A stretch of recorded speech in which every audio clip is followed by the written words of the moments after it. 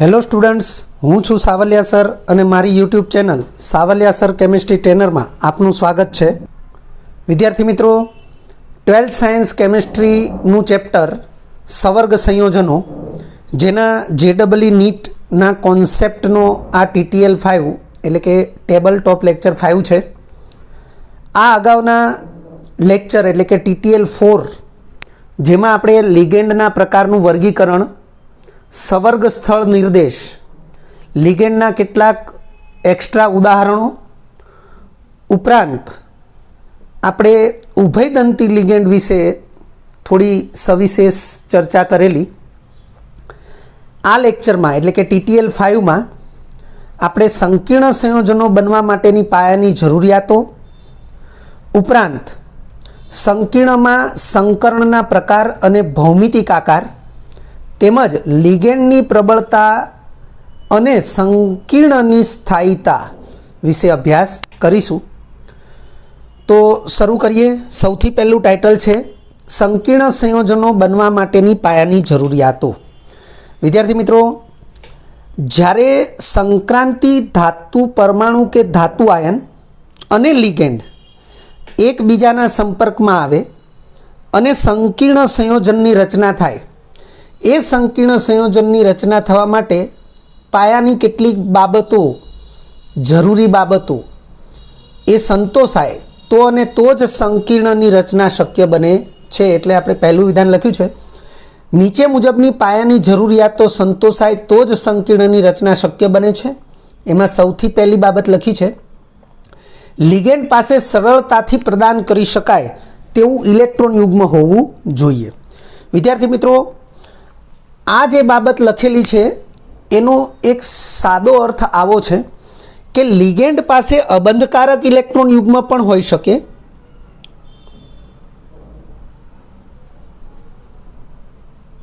અને લિગેન્ડ પાસે બંધના વિષમ વિભાજનથી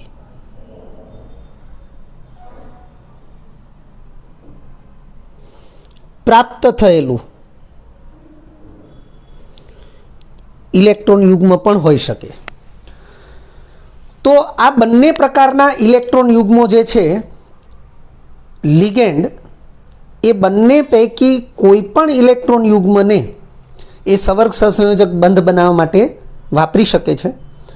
પરંતુ જો આ બંને પૈકી કોઈ એક ઇલેક્ટ્રોન યુગ્મ એ લિગેન્ડની સંસ્પંદન ઘટનામાં ભાગ લે તો એવા ઇલેક્ટ્રોન યુગ્મનું સરળતાથી પ્રદાન થઈ શકતું નથી.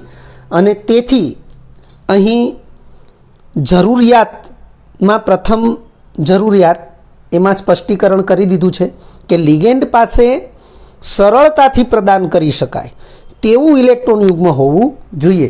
કારણ કે લિગેન્ડ ઇલેક્ટ્રોન યુગ્મનું પ્રદાન કરશે તો જ સવર્ગ સહસંયોજક બંધની રચના શક્ય થશે.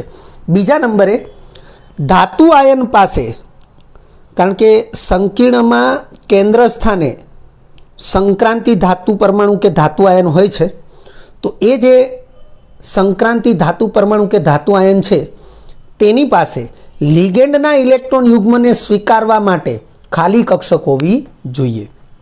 વિદ્યાર્થી મિત્રો, સંક્રાંતિ ધાતુ આયન પાસે જે ખાલી કક્ષકો હોય છે તે ખાલી કક્ષકો વચ્ચે યોગ્ય પ્રકારનું સંકરણ થઈ અને જે ખાલી સંકૃત કક્ષકો બને છે એ જ સંક્રાંતિ ધાતુ આયન કે ધાતુ પરમાણુની દ્વિતીયક સંયોજકતા છે.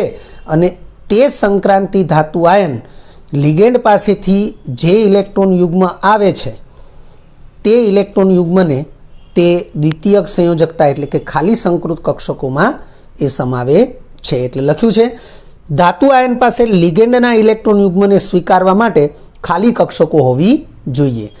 ત્રીજા નંબરે જે જરૂરિયાત લખી છે એ ખૂબ જ અગત્યની છે. આ જરૂરિયાત અંગે આપણે સવર્ગ સ્થળ નિર્દેશ, જે લાસ્ટ લેક્ચર TTL 4 એમાં સવર્ગ સ્થળ નિર્દેશ નામનો જે મુદ્દો અભ્યાસમાં લીધેલો, એની અંદર આપણે એક વિધાન એવું લખેલું કે કોઈ એક સવર્ગ સ્થળ નિર્દેશ પરમાણુ પાસે એક કરતાં વધુ ઇલેક્ટ્રોન યુગ્મો હોવા છતાં તે પૈકી કોઈ એક ઇલેક્ટ્રોન યુગ્મનું જ પ્રદાન સંક્રાંતિ ધાતુ આયનને કે ધાતુ પરમાણુને કરી શકે છે. તો એ જે મુદ્દો છે એની સમજૂતી આપણે આ ત્રીજા નંબરની જરૂરિયાત દ્વારા એ આપેલી. તો અહીં ત્રીજા નંબરની જરૂરિયાત જે છે એનું વિધાન આ પ્રમાણે છે: લિગેન્ડની ઇલેક્ટ્રોન યુગ્મ ધરાવતી કક્ષકની સમમિતિ તેમજ ધાતુ આયનની ખાલી કક્ષકની સમમિતિ સમાન હોવી જોઈએ. કારણ કે જો એ સમમિતિ સમાન હશે તો અને તો જ એક જ અક્ષ ઉપર તે બંને કક્ષકોનું સંમિશ્રણ થઈ શકશે અને સરળતાથી સવર્ગ સહસંયોજક બંધ રચાઈ શકશે.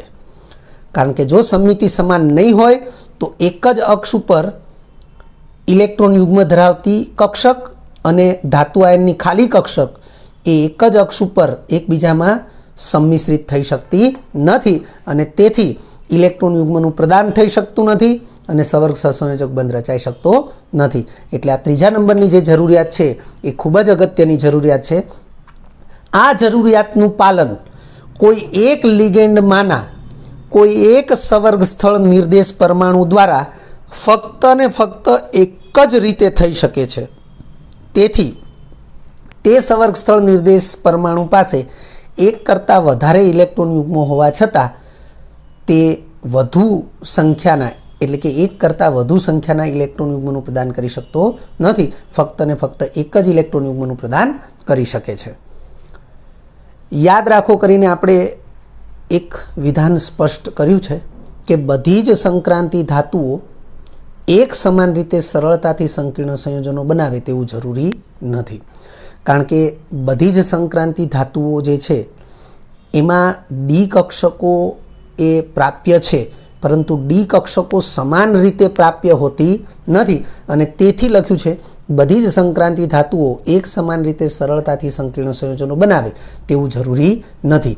એક બીજું વિધાન પણ આપણે અહીં લખ્યું છે આ પ્રકારે: સંક્રાંતિ ધાતુ તત્વોની વિવિધ ઓક્સિડેશન અવસ્થા પ્રમાણે સંકીર્ણ બનવાની ક્ષમતામાં પણ ભિન્નતા જોવા મળે છે. તે ઉપરાંત બનતા સંકીર્ણ સંયોજનની સ્થાયીતામાં પણ તફાવત હોય છે. વિદ્યાર્થી મિત્રો, બનતા સંકીર્ણ સંયોજનોની સ્થાયીતામાં પણ તફાવત હોય છે.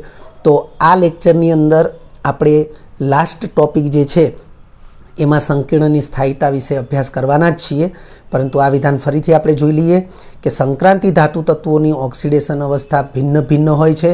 એમાં ઘણી બધી વિવિધતા હોય છે અને એ વિવિધતાને અનુરૂપ સંકીર્ણ બનવાની ક્ષમતા જે છે એમાં પણ ભિન્નતા જોવા મળે છે અને તેથી જે સંકીર્ણ સંયોજનો બને છે એ સંકીર્ણ સંયોજનોની સ્થાયીતામાં પણ તફાવત હોય છે. ત્યાર પછીનો ટોપિક છે સંકીર્ણમાં સંકરણના પ્રકાર અને ભૌમિતિક આકાર. વિદ્યાર્થી મિત્રો, આ એક ખૂબ જ અગત્યની માહિતી છે. આપણે આ માહિતીને ખૂબ ધ્યાનમાં રાખીશું, ખૂબ કાળજીપૂર્વક ધ્યાનમાં રાખીશું. કારણ કે વિવિધ પ્રકારના સંકીર્ણ સંયોજનોમાં સંકરણની જે મૂળભૂત અથવા પાયાની બાબત છે એ અહીં આપણે એક કોષ્ટક દ્વારા આપેલી છે. તો ટાઇટલ ફરીથી ધ્યાનમાં રાખી લો: સંકીર્ણમાં સંકરણના પ્રકાર અને ભૌમિતિક આકાર. સંકરણ તો સંક્રાંતિ ધાતુ આયન કે જે સંકીર્ણના કેન્દ્ર સ્થાને હોય છે એટલે એને કેન્દ્રસ્થ ધાતુ આયન પણ કહેવાય. એ સંક્રાંતિ ધાતુ આયનમાં સંકરણનો પ્રકાર અને એને અનુરૂપ સંકીર્ણ સંયોજનના ભૌમિતિક આકાર એની માહિતી અહીંયા આપણે સ્પષ્ટ કરેલી છે. એક કોષ્ટક આપણે બનાવેલું છે. એ કોષ્ટકમાં 4 કોલમ છે અને 4 કોલમના ટાઇટલ આ પ્રમાણે છે. સૌથી પહેલું કોલમ સંકરણનો પ્રકાર છે અને સૌથી છેલ્લી કોલમ ભૌમિતિક આકાર છે. એટલે સંકરણના પ્રકાર અને ભૌમિતિક આકાર એ બંને અહીંયા કોલમ આપણે જોઈ રહ્યા છીએ. સંકરણના પ્રકારને અનુરૂપ અહીંયા સવર્ગાંક. વિદ્યાર્થી મિત્રો, આપણે આ બાબતને ફરીથી સ્પષ્ટ કરી દઈએ કે સવર્ગાંક જે છે એ સવર્ગાંક એ જ સંક્રાંતિ ધાતુની દ્વિતીયક સંયોજકતા છે. એ જ સવર્ગ સહ સંયોજક બંધની સંખ્યા છે. આ બધી જ બાબતોથી આપણે પરિચિત થયેલા છીએ. એ જ સ્વીકાર થતા ઇલેક્ટ્રોન યુગ્મોની સંખ્યા છે અને એ જ ખાલી સંકૃત કક્ષકોની સંખ્યા છે. તો આ 5 બાબતો સરખી છે. આ બાબતની માહિતી આપણે અગાઉ TTL 2 અને TTL 3માં પણ એને પુનરાવર્તિત કરેલી છે. તો અહીં આપણે સવર્ગાંક અને સંકરણમાં ભાગ લેતી કક્ષકો, વિદ્યાર્થી મિત્રો અહીં કૌંસમાં મેં 3D શ્રેણીની સંક્રાંતિ ધાતુઓ માટે સંકરણમાં ભાગ લેતી કક્ષકો વિશે સમજાવેલું છે. એ રીતે 4D શ્રેણીની સંક્રાંતિ ધાતુઓ માટે પણ સમજી શકાય, 5D શ્રેણીની સંક્રાંતિ ધાતુઓ માટે પણ સમજી શકાય, પરંતુ અહીં ઉદાહરણ માટે અથવા તો સરળતાથી સમજી શકાય તે માટે આપણે 3D શ્રેણીની સંક્રાંતિ ધાતુઓને ધ્યાનમાં લીધેલી છે. તો તમે જોઈ શકો છો અહીં આપણે વિવિધ પ્રકારના 6 સંકરણને જોઈશું. તો એમાં સૌથી પહેલું સંકરણ જે છે એ છે sp3 સંકરણ. તો વિદ્યાર્થી મિત્રો sp3 સંકરણને આપણે સમજીએ તે પહેલાં હું એક સ્પષ્ટતા કરી દઉં કે 3D શ્રેણીના સંક્રાંતિ ધાતુઓ હશે તો 3D, 4s, 4p અને 4d આ 4 પ્રકારની જે કક્ષકો છે એની વચ્ચે વિવિધ પ્રકારના સંકરણો શક્ય બનશે. ફરીથી બોલું છું, 3D શ્રેણીની સંક્રાંતિ ધાતુઓ માટે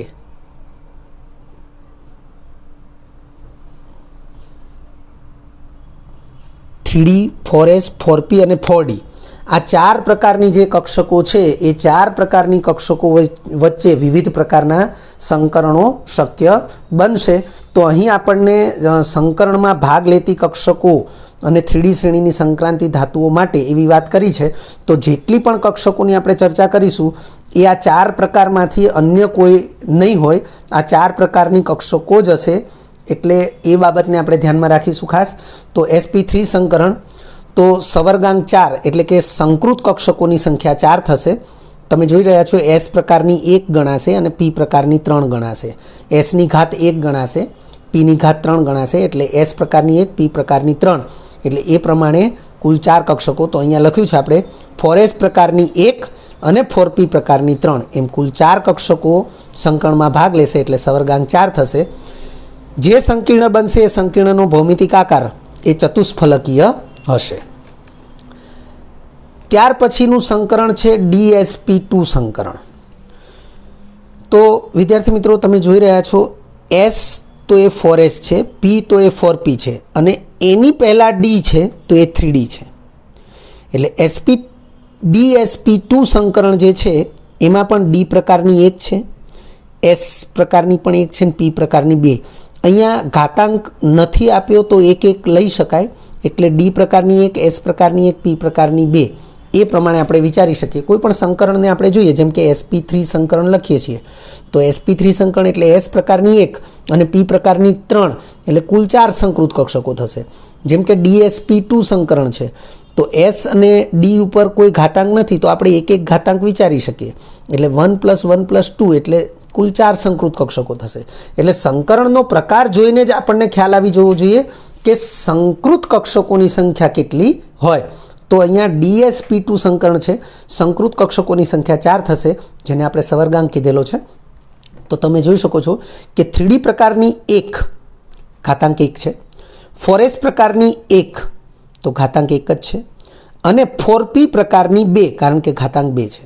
એટલે 1 + 1 + 2 એટલે ટોટલ 4 સંકૃત કક્ષકો બનશે, પરંતુ ભૌમિતિક આકાર એ સમતલીય ચોરસ થશે. ત્રીજા નંબરે સંકરણ છે sp3d સંકરણ. હવે sp3d સંકરણ જે છે એમાં તમે જોઈ શકો છો s નો ઘાતાંક 1 છે, p નો ઘાતાંક 3 છે, d નો ઘાતાંક 1 છે. તો ઘાતાંકનો કુલ સરવાળો મતલબ કે કુલ ઘાતાંક જે છે એ 5 થશે. સરવાળો કરીશું તો 1 + 3 + 1 એટલે 5 સવર્ગાંક થશે. આપણે એ જ બાબતને સંકરણમાં ભાગ લેતી કક્ષકો દ્વારા આ પ્રમાણે દર્શાવી શકીએ. 4s પ્રકારની 1 કક્ષક, 4s પછી 4p આવશે એટલે 4p પ્રકારની 3 કક્ષકો અને p પછીની d કક્ષકનો ઉલ્લેખ છે તો એ 4d પ્રકારની કક્ષક થશે. આપણે અહીંયા જોઈ શકીએ છીએ s પહેલાંની હશે તો 3d હશે, p પછીની હશે તો 4d હશે.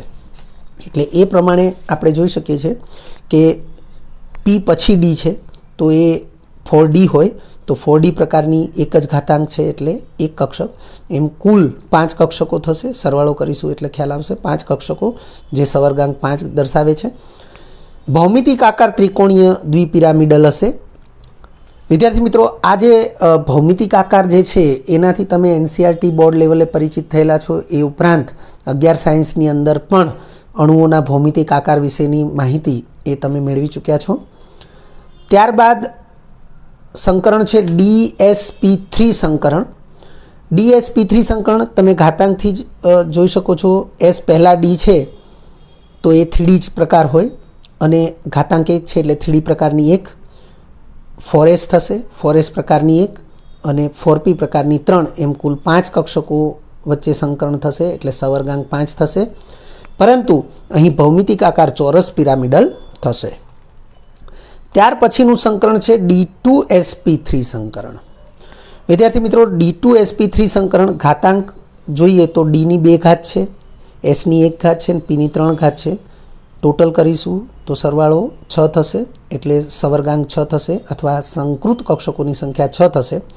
અહીં તમે જોઈ શકો છો S પહેલાં D લખ્યું છે. જો P પછી D લખ્યું હોય તો એ 4D હોય, પરંતુ S પહેલાં જ્યાં D લખ્યું છે એ બધી 3D છે. અહીંયા પણ તમે જો S પહેલાં D લખ્યું છે તો 3D, અહીંયા પણ S પહેલાં D છે તો એ 3D. તો 3D પ્રકારની 2 કક્ષકો, 4S પ્રકારની 1 કક્ષક અને 4P પ્રકારની 3, એમ કુલ 6 કક્ષકો વચ્ચે સંકરણ થશે. આકાર અષ્ટફલકીય છે.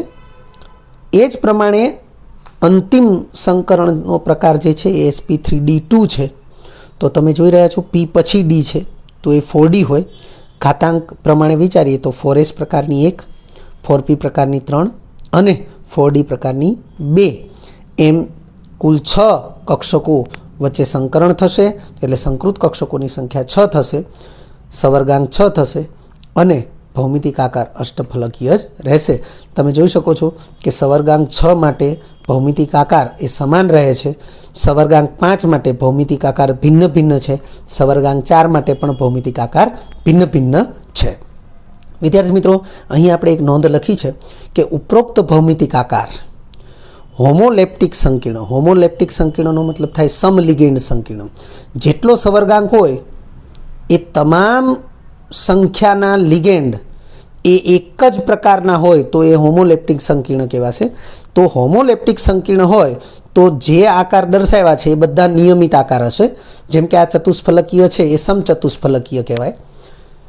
પરંતુ જો હિટ્રોલેપ્ટિક સંકીર્ણ હોય એટલે કે જેટલા સવર્ગાંક છે એ સવર્ગાંક જેટલા સવર્ગાંક જેટલા લિગેન્ડ એ જુદા જુદા પ્રકારના હોય એટલે કે એક કરતાં વધુ પ્રકારના હોય તો આ જે આકાર છે એ અનિયમિત રહેશે અથવા વિકૃત રહેશે. ત્યાર પછીનો ટોપિક છે લિગેન્ડની પ્રબળતા અને સંકીર્ણની સ્થાયીતા. વિદ્યાર્થી મિત્રો, આમ તો સંકીર્ણ સંયોજનો બનવા માટેની જે પાયાની જરૂરિયાતો છે તેમાં આપણે આ બાબતની સ્પષ્ટતા થોડી ઘણી કરેલી જ છે કે બધા જ સંક્રાંતિ ધાતુ પરમાણુ કે ધાતુ આયનો એ સમાન રીતે સરળતાથી સંકીર્ણ સંયોજનો બનાવે તેવું જરૂરી નથી. અને જુદા જુદા સંક્રાંતિ ધાતુ આયનો કે ધાતુ પરમાણુઓ એ વિવિધ ઓક્સિડેશન અવસ્થાઓ ધરાવતા હોવાથી જે સંકીર્ણ સંયોજનો બને છે એની સ્થાયીતામાં પણ ભિન્નતા હોય છે અને એ સંકીર્ણ બનવા માટેની જે સરળતા છે એ સરળતામાં પણ ભિન્નતા હોય છે. તો અહીં આપણે ટાઇટલ છે લિગેન્ડની પ્રબળતા અને સંકીર્ણની સ્થાયીતા. તો વિદ્યાર્થી મિત્રો, સૌથી પહેલું વિધાન લખ્યું છે વિવિધ લિગેન્ડની સવર્ગ સહસંયોજક બંધ બનાવવાની પ્રબળતા જુદી જુદી હોય છે. તો આ બાબત જે છે એ સૌથી પાયાની બાબત છે. આ ટોપિકમાં આપણે જેટલા સાપેક્ષમાં વધુ પ્રબળ લિગેન્ડ છે એનો ઉલ્લેખ કર્યો છે અને બાકીના જેટલા છે એ બધા નિર્બળ લિગેન્ડ છે એવું આપણે સ્વીકારી લઈશું. લખ્યું છે સાપેક્ષમાં વધુ પ્રબળ લિગેન્ડ સંક્રાંતિ ધાતુ આયનના કેન્દ્રની વધુ નજીકની ખાલી કક્ષકોમાં ઇલેક્ટ્રોન યુગ્મનું પ્રદાન કરવાનું વલણ ધરાવે છે. વિદ્યાર્થી મિત્રો, આપણે સંક્રાંતિ ધાતુ આયનના કેન્દ્ર ધનભારીય હોય. અહીંયા આપણે ડિસ્ટન્સની રીતે વિચારીએ તો 1s, 2s, 2p 3s 3p 4s 3d આ રીતે આપણે વિચારીએ તો આમ જોઈએ તો ઇલેક્ટ્રોન રચના થઈ ગયા બાદ 3s 3p 3d 4s આવું થશે. એટલે ઇલેક્ટ્રોનની ગોઠવણી માટે આ ક્રમ હોય છે, પણ ઇલેક્ટ્રોન રચના થઈ ગયા બાદ કક્ષકોની જે ગોઠવણી છે એ આ રીતે હોય છે, જેને આપણે કોર ઇલેક્ટ્રોન રચનામાં દર્શાવીએ છીએ. તો એ પ્રમાણે તો વિદ્યાર્થી મિત્રો આપણે સરળતા ખાતર આપણે આવું કહી શકીએ કે 1sની સાપેક્ષે 2s 2sની સાપેક્ષે 2p 2pની સાપેક્ષે 3s 3sની સાપેક્ષે 3p એની સાપેક્ષે 3d એની સાપેક્ષે 4s એમ કેન્દ્રથી એ દૂરની કક્ષકો થતી જાય છે. અને આ દિશામાં જઈએ તો કેન્દ્રથી નજીકની કક્ષકો આવતી જશે. તો અહીં લખ્યું છે એનો અર્થ એવો થશે કે સાપેક્ષમાં વધુ પ્રબળ લિગેન્ડ સંક્રાંતિ ધાતુ આયનના કેન્દ્રની વધુ નજીકની ખાલી કક્ષકોમાં ઇલેક્ટ્રોન યુગ્મનું પ્રદાન કરવાનું વલણ ધરાવે છે. હવે આપણે સંક્રાંતિ ધાતુ આયન માટે વિચારવું હોય તો 3d 4s 4p આવી બધી જે કક્ષકો જે છે એના માટે આપણે વિચારવું જોઈએ, કારણ કે 3d 4s 4p અને 4d આ 4 પ્રકારની કક્ષકો જે છે એ કક્ષકો સવર્ગ સહસંયોજક બંધ બનાવવા માટે ઉપયોગમાં લઈ શકાતી હોય છે. તો જે પૈકી 3d કક્ષક એ કેન્દ્રથી વધુ નજીક ગણાશે, 4s એનાથી દૂર, 4p એનાથી દૂર, 4d સૌથી દૂરની કક્ષક ગણાશે. તો અહીં જે લખ્યું છે એનો અર્થ એવો થશે કે જો પ્રબળ લિગેન્ડ હશે તો એ 3d કક્ષકમાં ઇલેક્ટ્રોન યુગ્મને પ્રદાન કરવાનું વલણ ધરાવશે. તો એ બાબતને આપણે વધુ સ્પષ્ટ કરીશું આગળ જતાં. આથી બનતો સવર્ગ સહસંયોજક બંધ સાપેક્ષમાં વધુ મજબૂત હોય છે. એટલે કેન્દ્રની વધુ નજીકની ખાલી કક્ષકમાં ઇલેક્ટ્રોન યુગ્મનું પ્રદાન કરશે તો કેન્દ્ર ધન ભાર્ય છે, ઇલેક્ટ્રોન યુગ્મ એટલે ઋણ ભાર્ય, વિરુદ્ધ વીજભાર વચ્ચેનું અંતર ઓછું, એમ આકર્ષણ વધુ પ્રબળ હશે. અને તેથી લખ્યું છે કે બનતો સવર્ગ સહસંયોજક બંધ સાપેક્ષમાં વધુ મજબૂત હોય છે. પરિણામે વધુ પ્રબળ લિગેન્ડ ધરાવતા સંકીર્ણ સંયોજનની સ્થાયીતા પણ વધુ હોય છે. કારણ કે વિદ્યાર્થી મિત્રો વધુ પ્રબળ એટલે કે મજબૂત બંધ હશે તો બનતા સંકીર્ણ સંયોજનની સ્થાયીતા એ સ્વાભાવિક રીતે એ અન્ય સંકીર્ણની સાપેક્ષે વધુ હશે. પ્રબળ લિગેન્ડ સંક્રાંતિ ધાતુ આયનના કેન્દ્રની વધુ નજીક જવા માટે સામાન્ય રીતે ડી કક્ષકમાં ઇલેક્ટ્રોનની ફેર ગોઠવણી કરાવે છે. વિદ્યાર્થી મિત્રો આપણે જાણીએ છીએ કે જેમ કે 3d શ્રેણીના તત્વો હશે તો 3d કક્ષક જે છે એમાં 5 પ્રકારની પેટા કક્ષકો હશે. કોઈ એક આયનને વિચારવામાં આવે અને એ આયન બને ત્યારે 4sના ઇલેક્ટ્રોન દૂર થાય, પછી 3dના દૂર થાય. પરંતુ જો પ્રબળ લિગેન્ડ હશે તો એ આ ડી કક્ષકોમાં ઇલેક્ટ્રોન યુગ્મ પ્રદાન કરવા માટે ડી કક્ષકમાં ઇલેક્ટ્રોનની ફેર ગોઠવણી કરાવશે, જેનાથી ડી કક્ષક ખાલી થશે. તો લખ્યું છે પ્રબળ લિગેન્ડ સંક્રાંતિ ધાતુ આયનના કેન્દ્રની વધુ નજીક જવા માટે સામાન્ય રીતે ડી કક્ષકમાં ઇલેક્ટ્રોનની ફેર ગોઠવણી કરાવે છે. આમ થવાથી ડી કક્ષકોમાંના અયુગ્મિત ઇલેક્ટ્રોનનું યુગ્મન થશે. જેમ કે આ અયુગ્મિત ઇલેક્ટ્રોન છે, ફેર ગોઠવણીથી એક ઇલેક્ટ્રોન જો અહીંયા આવે તો યુગ્મન થઈ જાય. આ ભલે અયુગ્મિત રહે પણ ડી કક્ષક ખાલી થશે. તો લખ્યું છે યુગ્મન થશે અને ખાલી થયેલી ડી કક્ષકો સંકળમાં ભાગ લે છે. એટલે આ ડી કક્ષક સંકળમાં ભાગ લઈ શકે. ડી કક્ષક સંકળમાં ભાગ લે એનો મતલબ કેન્દ્રથી નજીકના વિસ્તારની કક્ષક સંકળમાં ભાગ લે છે. અને એવી ખાલી સંકૃત કક્ષકમાં ઇલેક્ટ્રોન યુગ્મનું પ્રદાન થાય તો સાપેક્ષમાં વધુ મજબૂત, વધુ પ્રબળ સવર્ગ સહસંયોજક બંધ બને છે. તો લખ્યું છે ભાગ લે છે. પરંતુ નિર્બળ લિગેન્ડ આ પ્રકારનું વલણ ધરાવતા નથી. એટલે કે નિર્બળ લિગેન્ડ છે એ ડી કક્ષકમાં ઇલેક્ટ્રોનની ફેરગોઠવણી કરાવવાનું વલણ ધરાવતા નથી. એટલે જે દૂરની ખાલી કક્ષકો હોય એમાં જ એ સંકરણ કરાવશે અને ત્યાં જ ઇલેક્ટ્રોન યુગ્મનું પ્રદાન કરાવશે. હવે કેન્દ્રથી દૂરની કક્ષકોમાં ઇલેક્ટ્રોન યુગ્મનું પ્રદાન થાય એટલે વિરુદ્ધ વીજભાર વચ્ચેનું અંતર સાપેક્ષમાં વધુ હશે, એટલે આકર્ષણ ઓછું હશે અને તેથી સવર્ગ સહસંયોજક બંધની પ્રબળતા એ ઓછી હશે. એટલે લખ્યું છે તેથી તેઓ સાપેક્ષમાં કેન્દ્રથી દૂરની કક્ષકોમાં ઇલેક્ટ્રોન યુગ્મોના પ્રદાન દ્વારા ઓછો મજબૂત સવર્ગ સહસંયોજક બંધ બનાવે છે. આ ઓછો મજબૂત લખ્યો છે એને આપણે નિર્બળ પણ લખી શકીએ, પરંતુ સ્વાભાવિક રીતે આપણે એવું જાણીએ છીએ કે સહસંયોજક બંધની સાપેક્ષે સવર્ગ સહસંયોજક બંધ એ પ્રબળ છે. એટલે આપણે નિર્બળ શબ્દ લખવાને બદલે ઓછો મજબૂત સવર્ગ સહસંયોજક બંધ બનાવે છે એવું લખ્યું છે. પરિણામે નિર્બળ લિગેન્ડ ધરાવતા સંકીર્ણ સંયોજનની સ્થાયીતા પણ ઓછી હોય છે. એટલે પ્રબળ લિગેન્ડ ધરાવતા સંકીર્ણ સંયોજનની સ્થાયીતા વધુ હોય છે, જ્યારે નિર્બળ લિગેન્ડ ધરાવતા સંકીર્ણ સંયોજનની સ્થાયીતા સાપેક્ષમાં ઓછી હોય છે. સામાન્ય રીતે વિદ્યાર્થી મિત્રો અહીંયા આપણે એક લિસ્ટ આપી દીધું છે. EDTA -4 ઇથિલિન ડાયમિન ટેટ્રાએસિટેટ -4 એનો વીજભાર છે. તો એ લિગેન્ડ છે, NH3EN એટલે ઇથેન 1,2 ડાયમાઇન, CN- અને CO. આ જે 5 લિગેન્ડ છે એ પ્રબળ લિગેન્ડ છે અને એ એવા પ્રબળ લિગેન્ડ છે કે જે ડી કક્ષકમાં ઇલેક્ટ્રોનની ફેરગોઠવણી કરાવે છે. એટલે અહીં લખી દીધું છે કે સામાન્ય રીતે આ 5 લિગેન્ડ એ પ્રબળ લિગેન્ડ છે જેના દ્વારા ડી કક્ષકમાં ઇલેક્ટ્રોનની ફેરગોઠવણી થતી હોય છે અથવા થતી હોય એવું જોવા મળે છે.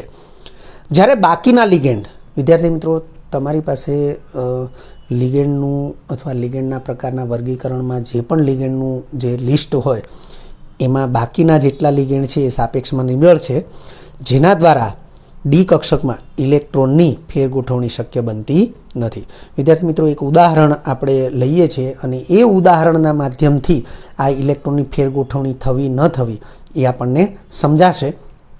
તો લખ્યું છે કેન્દ્રસ્થ ધાતુ આયન Ni2+ ધરાવતા બે ભિન્ન સંકીર્ણો NiCN4- 2 વીજભાર અને NiCl4- 2 વીજભાર. આ બંને સંકીર્ણો જે છે એ બંને સંકીર્ણોમાં તમે જોઈ શકો કે સંકીર્ણ ભાગનો વીજભાર સમાન છે. કેન્દ્રસ્થ ધાતુ પરમાણુ નિકલ જ છે એ પણ સમાન છે અને બંનેમાં નિકલનો ઓક્સિડેશનાંક +2 જ છે એ પણ સમાન છે. બંનેમાં જે લિગેન્ડ છે એ એક દંતી લિગેન્ડ છે. CN- પણ એક દંતી છે, Cl- પણ એક દંતી છે. બંનેમાં સવર્ગાંક 4 છે એ પણ તમે જોઈ શકો છો. એટલે તમામ રીતે બંને સંકીર્ણ એ સમાન છે. તેમ છતાં NiCN4 છે એમાં અલગ સંકરણ છે, NiCl4- છે એમાં અલગ સંકરણ છે અને એ જે અલગ સંકરણ જે છે એની માટેના જે કારણ છે એ કારણ એમાં રહેલા લિગેન્ડ છે. CN- લિગેન્ડ એ પ્રબળ લિગેન્ડ છે, Cl- લિગેન્ડ એ નિર્બળ લિગેન્ડ છે. એટલે આપણે સમજૂતી આગળ જોઈ રહ્યા છીએ. તો અહીં લખ્યું છે કેન્દ્રસ્થ ધાતુ આયન Ni2+ ધરાવતા બે ભિન્ન સંકીર્ણો NiCN4- 2 વીજભાર અને NiCl4- 2 વીજભાર દ્વારા ઉપરોક્ત બાબતને સરળતાથી સમજી શકાય છે. તો વિદ્યાર્થી મિત્રો નિકલ કે જેનો પરમાણુ ક્રમાંક 28 છે એની ઇલેક્ટ્રોન રચના આર્ગન કમ્પ્લીટ 3d8 4s2 થશે, પરંતુ +2 વીજભાર માટે 4sના 2 ઇલેક્ટ્રોન દૂર થશે તો જ +2 વીજભાર ધારણ થશે. તો +2 વીજભારિત Ni2+ આયન માટે argon complete 3d8 as it is, 4s 0. આપણે 4p0 પણ દર્શાવ્યો છે કારણ કે જ્યારે સંકરણની વાત આવે ત્યારે આપણે કીધું એ પ્રમાણે 3d 4s 4p અને 4d આ 4 કક્ષકોમાં જ સંકરણ શક્ય છે. તો અહીં આપણે 3d 4s તો છે જ અને 4p લઈએ છીએ. ત્રિપુટી સંકરણ માટે જે ત્રિપુટી જોઈએ કક્ષકોની એ અહીંયા 3d 4s અને 4p થશે. તો એને આપણે કક્ષકોના ચિતારમાં દર્શાવીએ તો 3d ડી પ્રકારની 5 કક્ષકો, S પ્રકારની 1 અને P પ્રકારની 3. તો તમે અહીંયા જોઈ શકો છો કે 8 ઇલેક્ટ્રોન જે છે એ હુન્ડના નિયમ પ્રમાણે પહેલાં અયુગ્મિત રહેશે. તો 5 અયુગ્મિત ઇલેક્ટ્રોન, 6, 7 અને 8 આ 3 કક્ષકો જે છે એ 6ઠ્ઠા, 7મા અને 8મા ઇલેક્ટ્રોનથી યુગ્મિત ઇલેક્ટ્રોન ધરાવતી બનશે અને 2 કક્ષકો અયુગ્મિત ઇલેક્ટ્રોન ધરાવે છે. અહીં પ્રબળ લિગેન્ડ CN- દ્વારા 3d કક્ષકમાં ઇલેક્ટ્રોનની ફેરગોઠવણી થવાથી વિદ્યાર્થી મિત્રો આપણે NiCN4- 2 વીજભાર માટે વિચારીએ તો CN- પ્રબળ લિગેન્ડ છે. હવે CN- પોતાના ઇલેક્ટ્રોન યુગ્મનું પ્રદાન કરે એ પહેલાં શું કરે છે તો આ 3d કક્ષકમાં ઇલેક્ટ્રોનની ફેરગોઠવણી કરાવે છે. એટલે આ ઇલેક્ટ્રોનને આ કક્ષકમાં ધકેલી દે છે. તો એમ થવાથી શું થશે તો અહીંયા યુગ્મિત ઇલેક્ટ્રોન થઈ જશે અને આ ડી કક્ષક ખાલી થશે. હવે આ ખાલી થયેલી ડી કક્ષકને સંકરણમાં ભાગ લેવડાવશે એટલે NiCN4- છે એમાં હું અહીંયા NiCN4- 2 વીજભાર છે એમાં જ હું સ્પેશિયલી સમજાવું છું કે આ Ni2+ છે એની જે 3d કક્ષક જે છે એમાં કન્ડિશન આવી થઈ જશે. હવે ઇલેક્ટ્રોનની ફેરગોઠવણી થયા બાદ આ 3 કક્ષકો તો યુગ્મિત ઇલેક્ટ્રોન ધરાવે જ છે, તમે જોઈ રહ્યા છો. પરંતુ અહીંયા ઇલેક્ટ્રોનની ફેરગોઠવણી થવાથી હવે શું થશે? આ 3D કક્ષક ખાલી થઈ. 4s તો ખાલી હતી જ અને 4pની 3 કક્ષકો પણ ખાલી જ છે. એટલે આ 3D, આ 4s અને આ 4p. હવે સવર્ગાંક કેટલો છે? તો સવર્ગાંક 4 છે. આપણે જોઈ રહ્યા છીએ NiCN4 સવર્ગાંક 4 છે, કારણ કે એક દંતી લિગેન્ડ છે, એક ઇલેક્ટ્રોન યુગ્મનું પ્રદાન કરે એવા 4, એટલે 4 ઇલેક્ટ્રોન યુગ્મના સ્વીકાર માટે 4 ખાલી કક્ષક જોઈએ. તો આ પ્રમાણે D પ્રકારની 1, 3D પ્રકારની 1, 4s પ્રકારની 1 અને 4p પ્રકારની 2 જ. ભલે 3 છે ખાલી, પણ એમાંથી ફક્ત 2નો જ ઉપયોગ થશે, કારણ કે 3નો ઉપયોગ કરી લેશે તો સંકરણ એ DsP3 થઈ જશે. સંકૃત કક્ષકોની સંખ્યા 5 થશે, પરંતુ અહીંયા સંકૃત કક્ષકોની સંખ્યા 4 હોવી જોઈએ અને તેથી એક p કક્ષક સંકરણમાં ભાગ લેશે નહીં. તો આ પ્રમાણે DsP2 સંકરણ થશે. એટલે NiCN4માં તમે જોઈ શકો છો કે કેન્દ્રથી વધુ નજીકની કક્ષકોને સંકરણમાં ભાગ લેવડાવ્યો અને તેથી સાપેક્ષમાં વધુ પ્રબળ સવર્ગ સહસંયોજક બંધ બનશે. એટલે લખ્યું છે અહીં પ્રબળ લિગેન્ડ Cn- દ્વારા 3D કક્ષકમાં ઇલેક્ટ્રોનની ફેરગોઠવણી થવાથી 3D પ્રકારની એક કક્ષક ખાલી થશે. તો 3D પ્રકારની એક કક્ષક ખાલી થશે જે સંકરણમાં ભાગ લેશે. એટલે NiCN4 છે એમાં DsP2 પ્રકારનું સંકરણ જોવા મળશે. આથી અહીં લખ્યું છે જેથી NiCN4 સંકીર્ણમાં સવર્ગાંક 4 માટે DsP2 સંકરણ થશે જે સાપેક્ષમાં વધુ સ્થાયીતા ધરાવશે. કારણ કે DsP2 સંકરણ થશે તો કેન્દ્રથી વધુ નજીક Ni2+ આયનના કેન્દ્રથી વધુ નજીકની કક્ષકે સંકરણમાં ભાગ લીધો એવું ગણાશે અને તેથી પ્રબળ એટલે કે મજબૂત સવર્ગ સહસંયોજક બંધ બનશે અને તેથી સાપેક્ષમાં વધુ સ્થાયીતા ધરાવશે. પરંતુ નિર્બળ લિગેન્ડ Cl- દ્વારા 3D કક્ષકમાં ઇલેક્ટ્રોનની ફેરગોઠવણી શક્ય બનતી નથી. એટલે જે પ્રકારની આ ગોઠવણી તમને જોવા મળે છે એ જ પ્રકારની ગોઠવણી રહેશે. ફેરગોઠવણી થશે નહીં એટલે 3D કક્ષક ખાલી થશે નહીં. હવે એ સ્થિતિમાં તમે જોઈ શકો છો NiCl4-. હવે એમાં પણ સવર્ગાંક તો 4 જ છે, તો 4 સવર્ગાંક માટે 4 કક્ષકોની જરૂર પડે. તો ખાલી 4 કક્ષકો 4s પ્રકારની 1 અને 4p પ્રકારની 3 એમ sp3 સંકરણ થશે. એટલે લખ્યું છે આથી NiCl4-2 સંકીર્ણમાં સવર્ગાંક 4 માટે sp3 સંકરણ થશે જે સાપેક્ષમાં ઓછી સ્થાયીતા ધરાવશે. વિદ્યાર્થી મિત્રો, તમે જોઈ રહ્યા છો કે જો NiCN4-2 સંકીર્ણની વાત થાય તો D કક્ષકમાં અયુગ્મિત ઇલેક્ટ્રોન રહેતા નથી, કારણ કે ફેરગોઠવણી થવાથી બધા ઇલેક્ટ્રોન યુગ્મિત થઈ ગયા છે. પરંતુ NiCl4-2 વીજભારિત સંકીર્ણ માટે વિચારવામાં આવે તો 3D કક્ષકમાં અયુગ્મિત ઇલેક્ટ્રોનની હાજરી જોવા મળે છે. એટલે આપણે એમ કહી શકીએ કે જો પ્રબળ લિગેન્ડ હશે તો અયુગ્મિત ઇલેક્ટ્રોનની હાજરી જે છે એ વર્તાતી નથી અથવા અયુગ્મિત ઇલેક્ટ્રોનની સંખ્યા ઘટી જાય છે, કારણ કે ફેરગોઠવણીથી યુગ્મન થાય છે. પરંતુ જો નિર્બળ લિગેન્ડ હશે, જેમ કે Cl- નિર્બળ લિગેન્ડ, તો અયુગ્મિત ઇલેક્ટ્રોન એઝ ઇટ ઇઝ રહે છે. એટલે આ બાબતને આપણે ખાસ ધ્યાનમાં રાખીશું. તો અહીં આપણે નોંધમાં લખ્યું છે કે પ્રબળ લિગેન્ડની હાજરી સંકીર્ણના ધાતુ આયનમાં, જેમ કે NiCN4-2 વીજભારિત જે સંકીર્ણ છે એમાં પ્રબળ લિગેન્ડ હાજર છે, તો પ્રબળ લિગેન્ડની હાજરી એ સંકીર્ણ આયન એટલે કે Ni2+ સંકીર્ણ ધાતુ આયનમાં અયુગ્મિત ઇલેક્ટ્રોનની સંખ્યા ઘટાડે છે. જેમ કે અહીંયા અયુગ્મિત ઇલેક્ટ્રોનની સંખ્યા 0 છે, તો સંખ્યા ઘટાડે છે. તેથી સંકીર્ણની ચુંબકીય ચાક માત્રા મ્યુનું મૂલ્ય પણ ઘટે છે. વિદ્યાર્થી મિત્રો, સંકીર્ણની ચુંબકીય ચાક માત્રા અથવા કોઈ પણ સંક્રાંતિ ધાતુ પરમાણુ કે ધાતુ આયનની ચુંબકીય ચાક માત્રા μ = n+n(n+2) આ સૂત્રથી આપણે પરિચિત છીએ. એકમ એનો બોર મેગ્નેટોન છે. એટલે એ n બરાબર 3D કક્ષકમાં અયુગ્મિત ઇલેક્ટ્રોનની સંખ્યા છે. તો પ્રબળ લિગેન્ડ હશે તો આ ચુંબકીય ચાક માત્રાનું મૂલ્ય ઓછું આવશે, કારણ કે D કક્ષકમાં અયુગ્મિત ઇલેક્ટ્રોનની સંખ્યા ઓછી થશે. પરંતુ નિર્બળ લિગેન્ડ હશે તો ડી કક્ષકમાં અયુગ્મિત ઇલેક્ટ્રોનની સંખ્યા વધુ રહેશે અને તેથી ચુંબકીય ચાક માત્રાનું મૂલ્ય પણ વધુ રહેશે. વિદ્યાર્થી મિત્રો, જો તમને આ વિડીયો લેક્ચર ગમ્યો હોય તો લાઇક આપજો, શેર કરજો અને સબસ્ક્રાઈબ પણ કરજો. અગાઉના લેક્ચરનું રિવિઝન અને પાઠ્યપુસ્તકનું વાંચન કરતા રહેજો. આ લેક્ચર અંગે કોઈ પણ ડિફિકલ્ટી હોય તો મને વોટ્સઅપ કરી શકાય. આભાર. ફરી મળીશું નવા વિડીયો લેક્ચરમાં.